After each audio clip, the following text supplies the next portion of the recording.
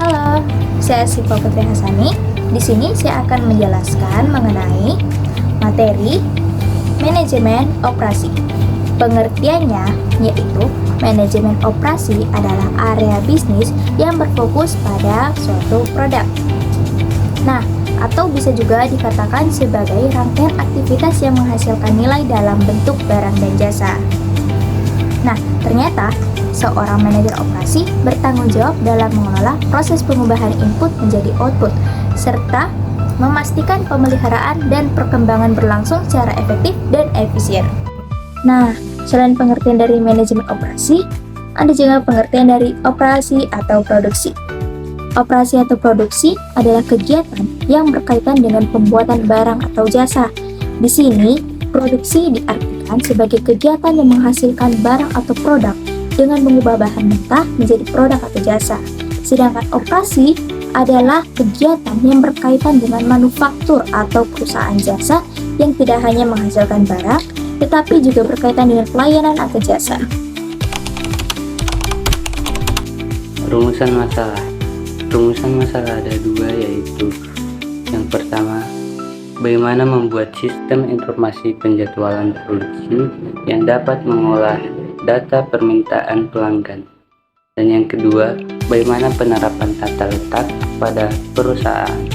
Nah, di sini saya akan menjelaskan yang pertama, yaitu bagaimana sih membuat sistem informasi penjadwalan produksi yang dapat mengolah data permintaan pelanggan. Untuk membuat sistem informasi penjadwalan produksi yang dapat mengolah data permintaan pelanggan, Anda dapat menggunakan perangkat lunak dengan sistem berbasis IA untuk melakukan optimisasi dan secara otomatis. Seperti yang kita ketahui bahwa IA sekarang sangat diperlukan di kalangan masyarakat seperti pekerjaan dan tugas. Yang kedua, bagaimana penerapan tata letak pada perusahaan. Tata letak atau yang biasa disebut layout pada perusahaan dapat diterapkan dengan mempertimbangkan beberapa hal, yaitu yang pertama, tujuan organisasi. Tata letak harus mempertimbangkan tujuan keseluruhan organisasi. Yang kedua, ruang optimal. Ruang yang optimal perlu dialokasikan untuk proses dan teknologi. Yang ketiga, keamanan. Tindakan keamanan yang tepat harus diterapkan untuk menghindari kecelakaan bagi perusahaan. Yang keempat, kebijakan manajemen.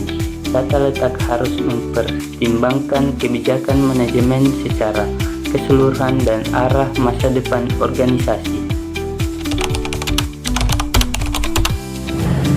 Nah, kalian udah tahu kan rumusan masalah dan pengertian dari manajemen operasi.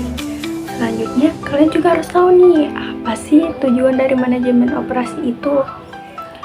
Tujuan dari manajemen operasi ada 5, yaitu meningkatkan efisiensi perusahaan, meningkatkan produktivitas perusahaan, meminimalisir pengeluaran perusahaan dari berbagai kegiatan, meningkatkan kualitas perusahaan, dan yang terakhir, mengontrol waktu proses produksi seminimal mungkin.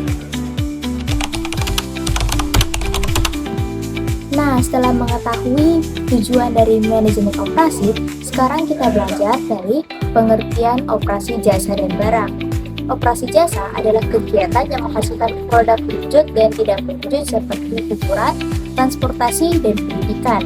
Yang kedua ada operasi barang. yaitu kegiatan yang menghasilkan produk produk seperti radio, koran, bis, dan buku teks. Operasi jasa. Operasi jasa atau produksi jasa tidak berwujud yang memiliki sifat tak dapat dilihat, dirasa, dipegang, dicium, atau didengar sebelum dibeli. Jasa merupakan sesuatu yang abstrak dan tidak memiliki substansi fisik, namun dapat dirasakan manfaatnya. Contohnya, saat kita mau keluar nih, tapi nggak ada kendaraan, kita bisa menggunakan jasa ojol atau ojek online. Menggunakan jasa fotografi, salon, laundry pakaian, dan lain sebagainya. Operasi barang. Operasi barang yang berwujud adalah barang yang memiliki bentuk fisik yang dapat dilihat dan diraba dengan panca indera. Contohnya seperti proses pengubahan input menjadi output, seperti benang yang diubah menjadi kain atau tepung yang diubah menjadi kue kering. Strategi bisnis sebagai penggerak operasi. Yang pertama, ragam bentuk operasi produksi.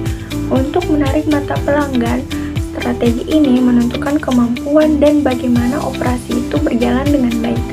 Misalnya, menggunakan sumber daya yang Anda miliki secara efektif, mempekerjakan karyawan Anda dengan baik, menggunakan software untuk mengatur keuangan, otomatiskan beberapa pekerjaan Anda, memanfaatkan teknologi sebagai penunjang bisnis Anda, membuat iklan yang menarik, dan menjaga kualitas bisnis Anda.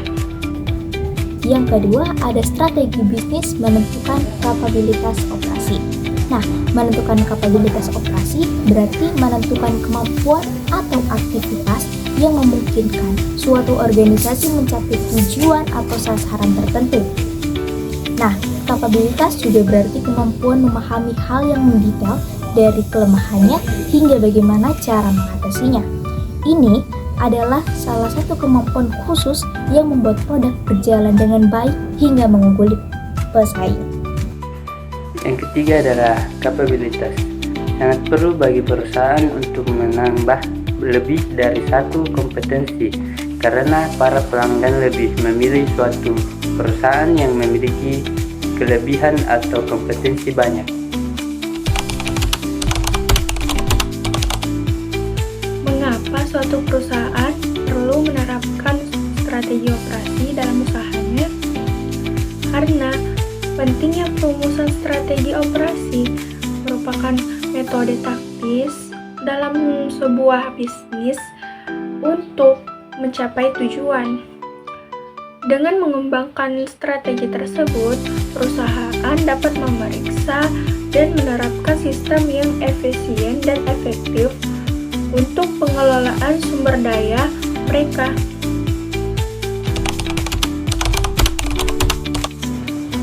Terdapat 8 kemungkinan prioritas persaingan yang terbagi dalam 4 kelompok sebagai berikut.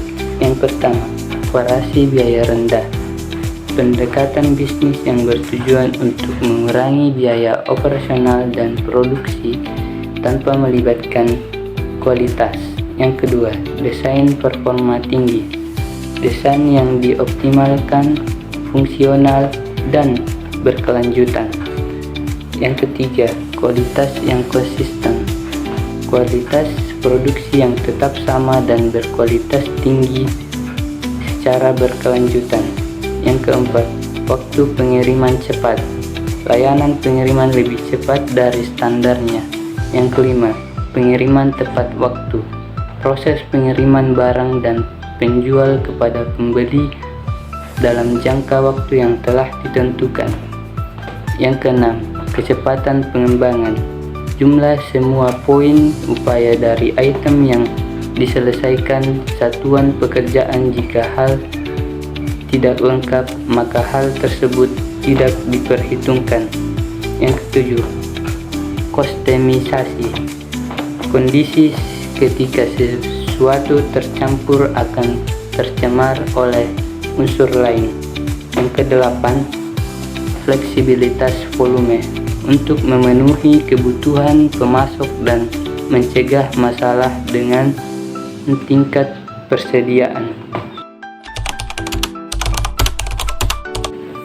Nah, di sini ada 4 kegiatan pembentuk proses manajemen, yaitu planning, organizing, directing, dan controlling. Nah, di sini saya akan menjelaskan yang pertama, yaitu planning atau yang biasa disebut perencanaan. Perencanaan diperlukan untuk menetapkan apa yang harus dilakukan perusahaan dan bagaimana sebaiknya perusahaan melakukannya. Perencanaan memiliki 3 komponen, yaitu menetapkan sasaran perusahaan, mengembangkan strategi untuk mencapai sasaran, dan merancang rencana-rencana taktis dan operasional untuk menjalankan strategi yang telah dikembangkan. Yang kedua ada pengorganisasian atau organizing. Nah, pengorganisasian dibutuhkan untuk menetapkan cara terbaik dalam mengatur sumber daya dan aktivitas perusahaan menjadi struktur yang logis. Tanpa pengorganisasian yang baik, maka perusahaan terancam tidak beroperasi secara maksimal atau akan kalah dari pesaing.